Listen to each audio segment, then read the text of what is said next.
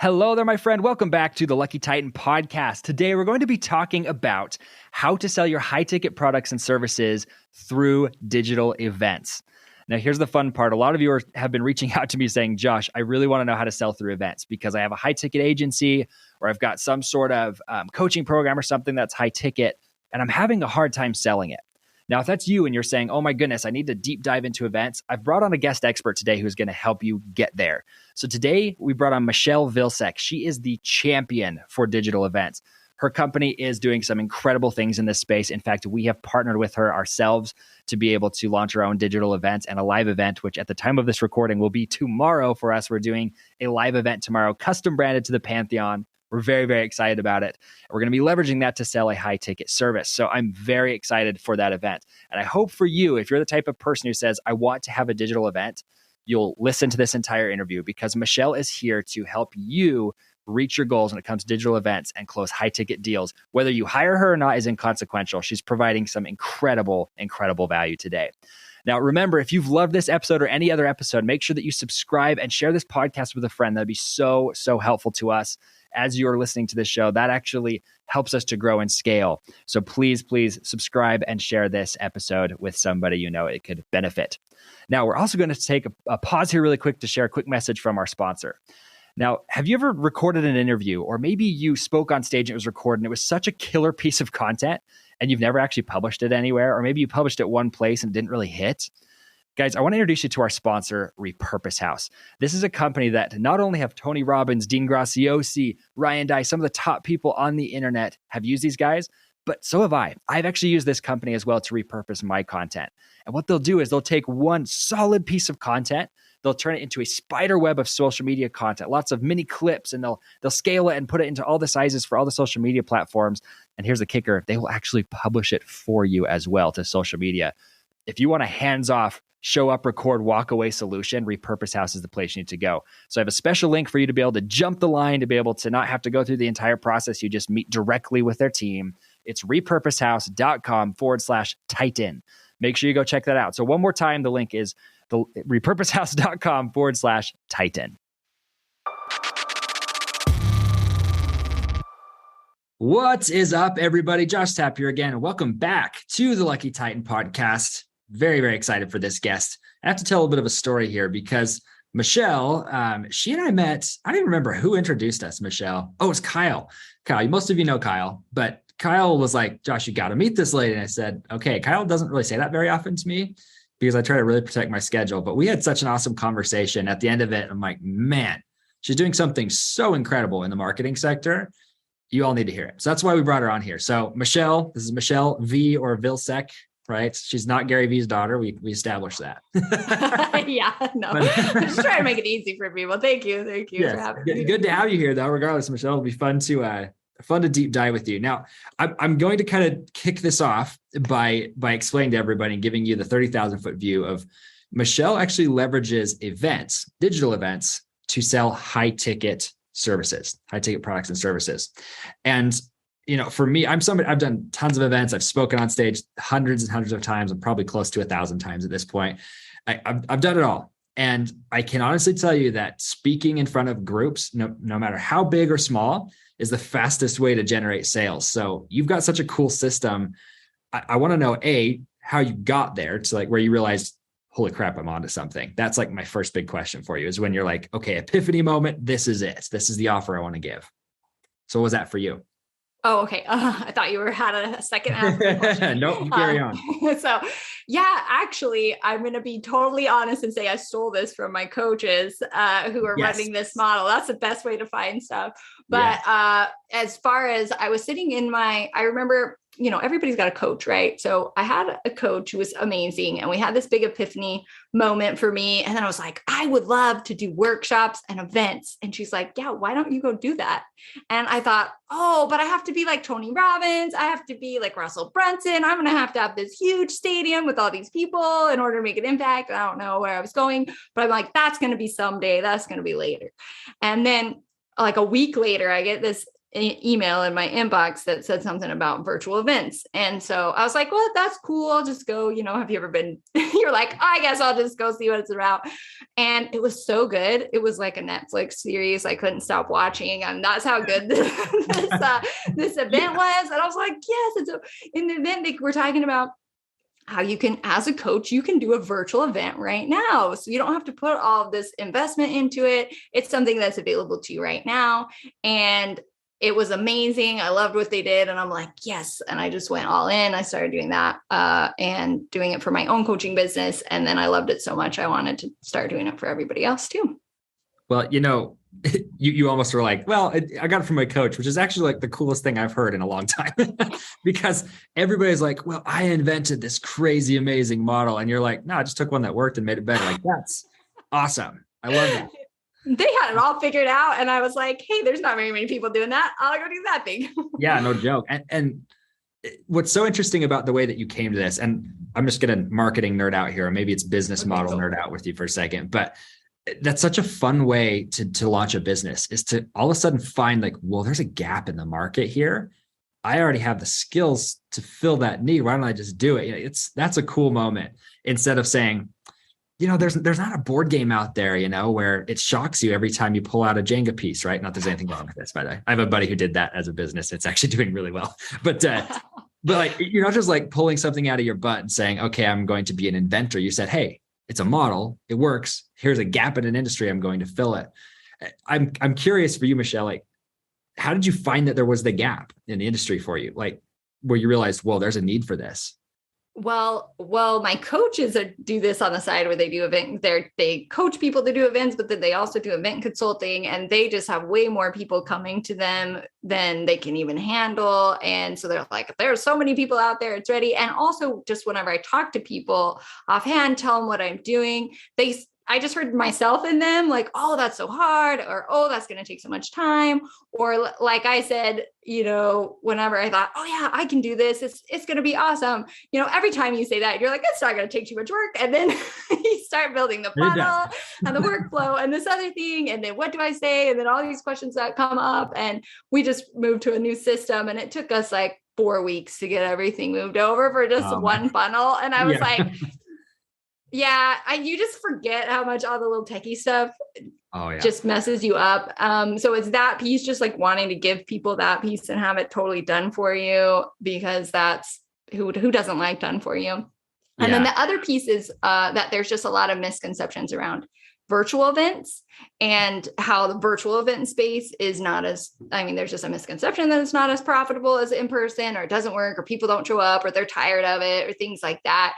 Whenever I feel like it's one of the most accessible things for your business, because there's no upfront fee. You can jump in there. Even if you totally bombed, like, what are you out? You're not really out anything.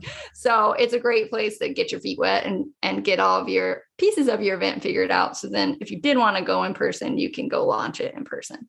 Yeah. Well, you've already got the model. You're like, well, all we have to include is the travel piece, like the physical event piece, which is obviously a massive undertaking. Right. Yeah. Right. Like in the digital side, what really sucked me into the model of what you were saying is we've done this over and over and over again, where we just do it. But like where we're even at in business is going, I do not have the time to step out and build the funnels. And not that I can't do it, just the time's there. I'm like, I don't have time to do this. And it doesn't fit with my other promotions and other things like that. So there's all these other things that I'm going to use as an excuse, and I'm never actually going to do it. But you've found a way to basically say, let me just take it over. Let me do the whole thing for you. Because you're offered, forgive me if I'm wrong here, but you're basically saying, we'll come in, we'll do the marketing, we'll do the sales, and we'll MC the event. Like, you do everything.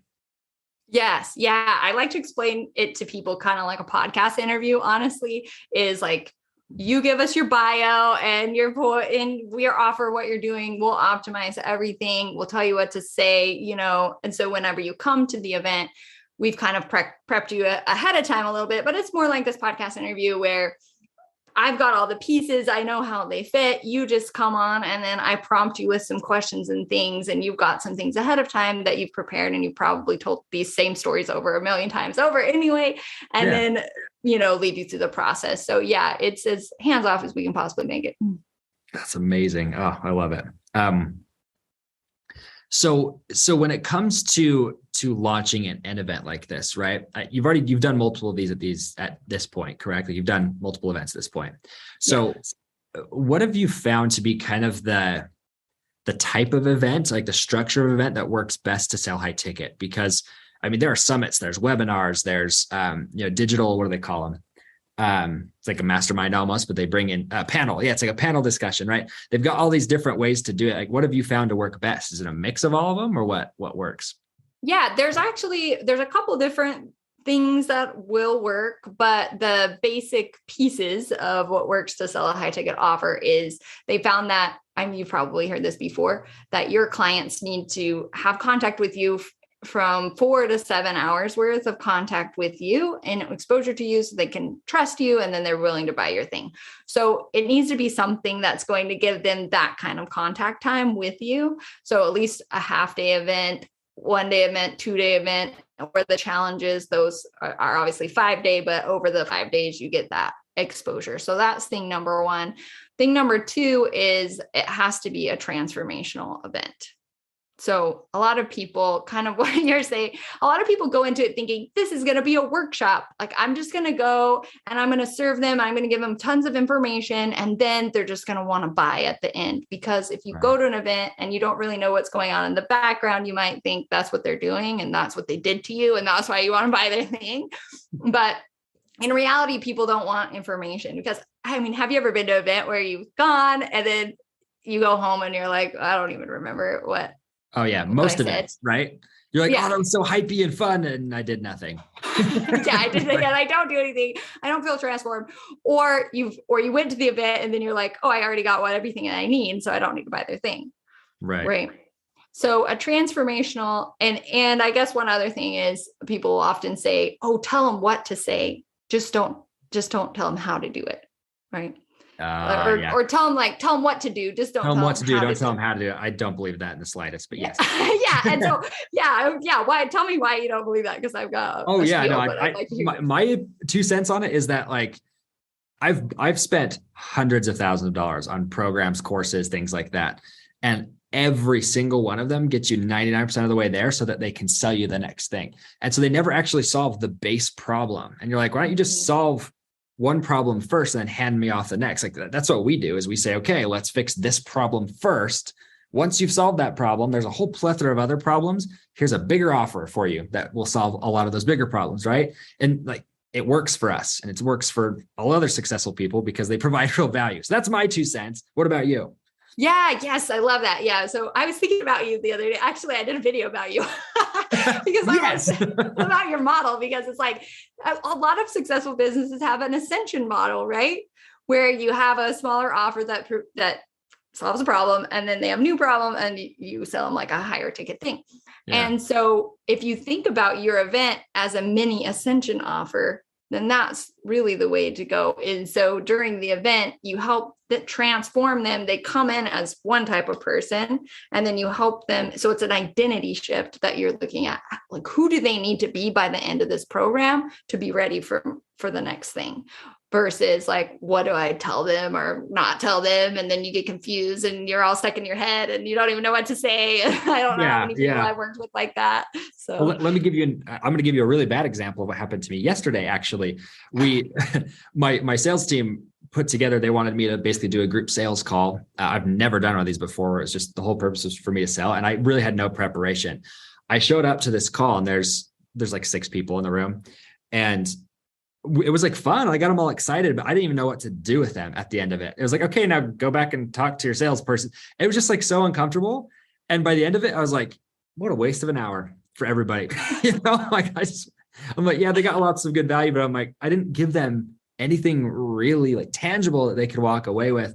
And I think really what happened for me is I went into the technical and we talked technicalities versus the emotions. That's actually where my next question was for you, Michele, is like, there's 3 types of buyers, right? We have the emotion, the logic, the fear, right? The ELF. I don't know who even came up with that, but emotion, logic, fear, right? And I think it's 70% of buyers will buy emotionally, but a lot of times we jump right to logic.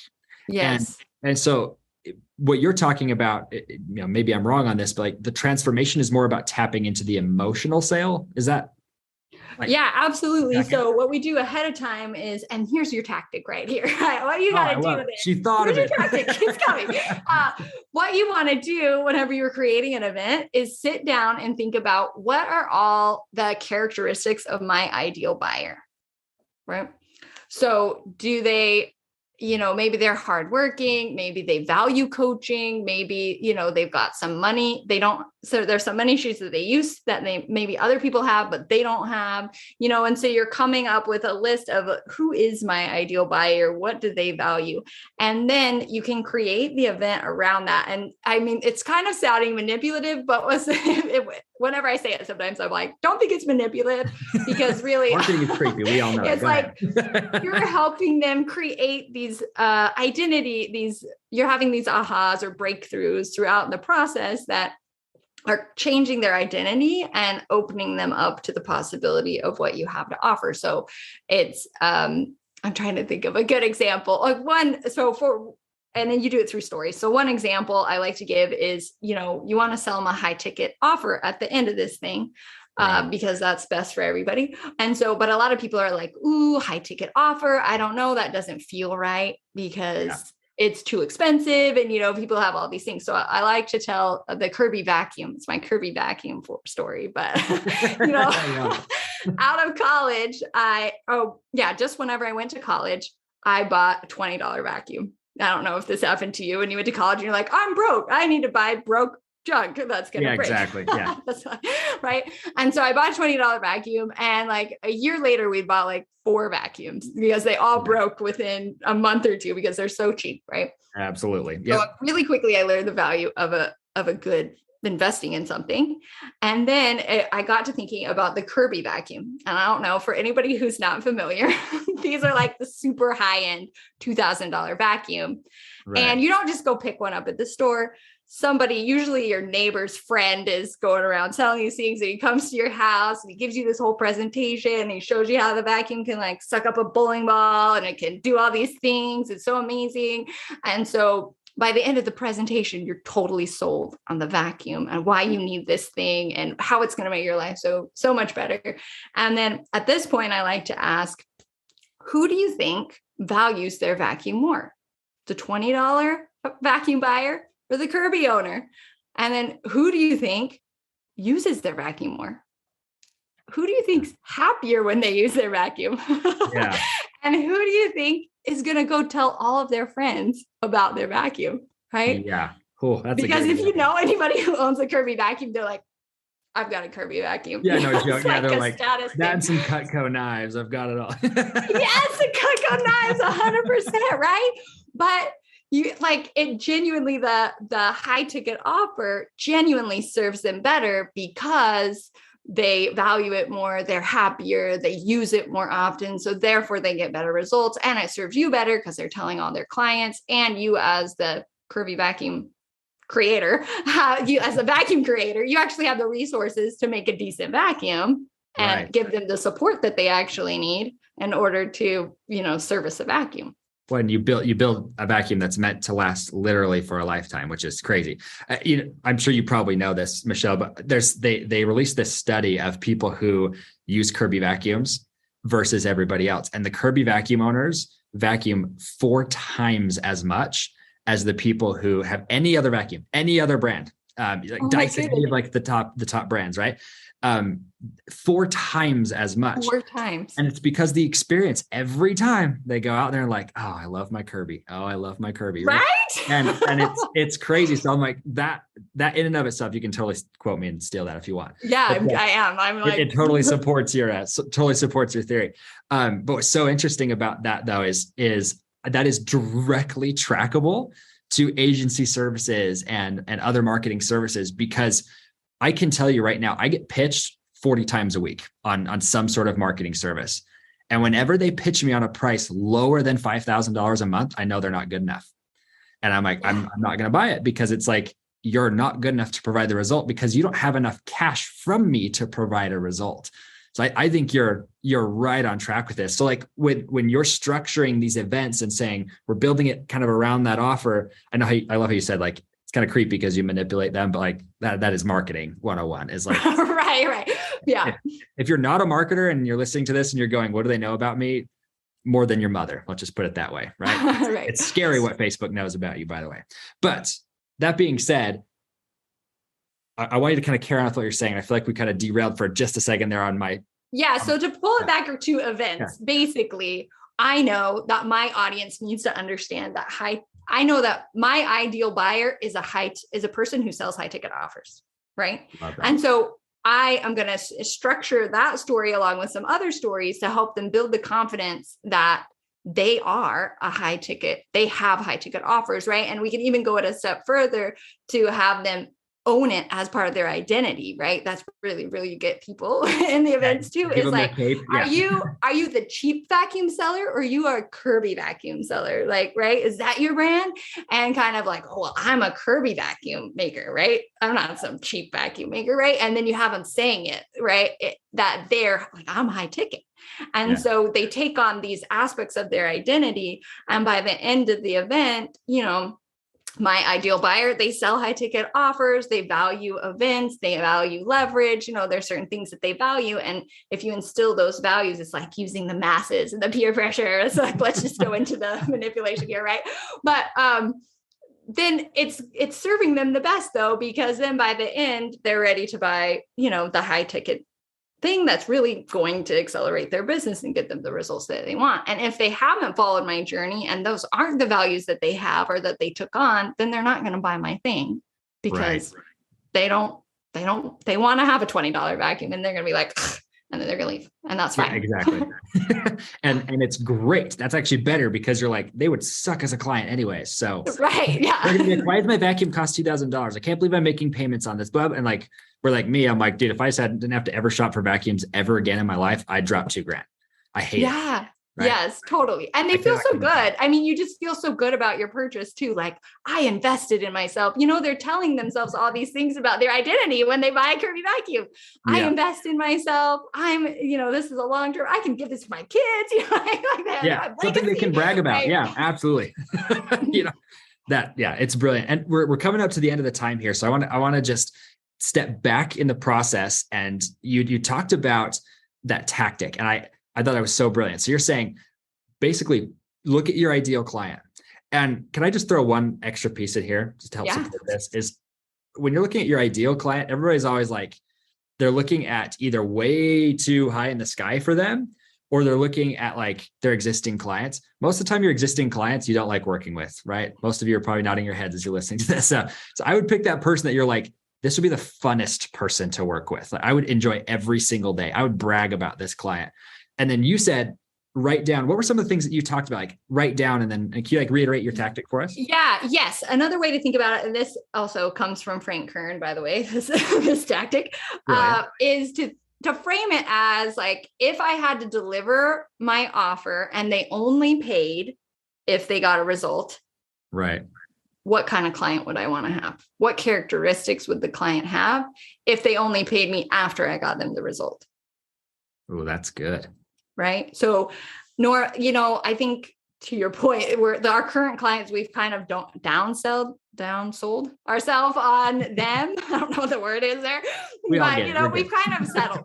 We settled for lesser because we think, oh, well, maybe they're not going to afford it, or they're not going to pay that high price, or they're kind of annoying, but I really need money in my bank account right now, or whatever. And so you kind of settled for a lesser than client.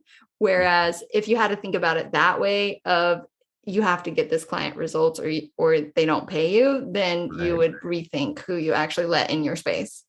Yeah.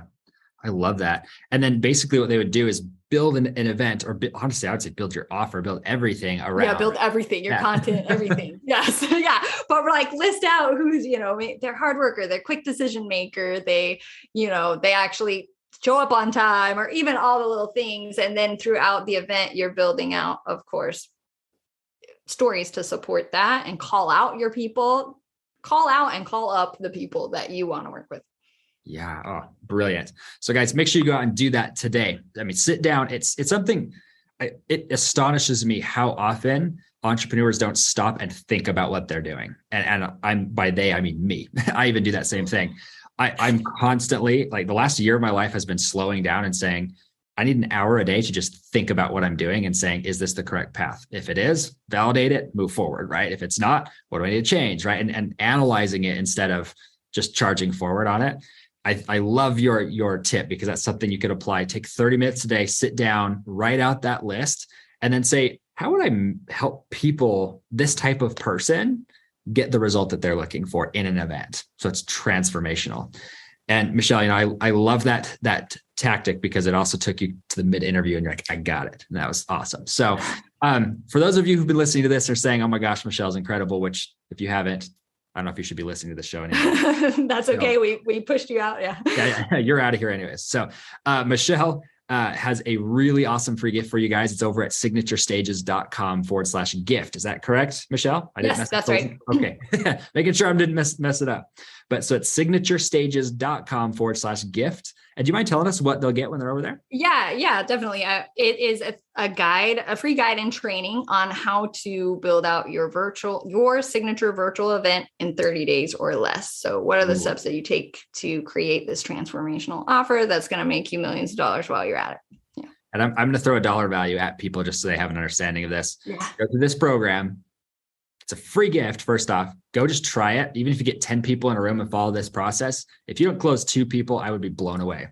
Now, just if you're selling a good enough high ticket offer, that's 20 grand of your time. She's giving you $20,000 for free. So go over to signaturestages.com/gift, collect that, give her your email, guys. I mean, she's going to have great content for you, right? Give her your email. She's going to send it to you. It'll be an incredible free gift for you to be able to launch your own virtual event. So Michele, just to wrap this up, I want to get one good final parting piece of guidance from you, but I'm going to kind of twist this one up a little bit. We're going to switch it up.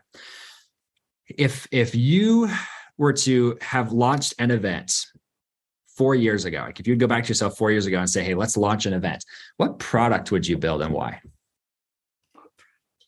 Is this my product? Yeah. What would be your high ticket service you would sell 4 years ago? 4 years ago.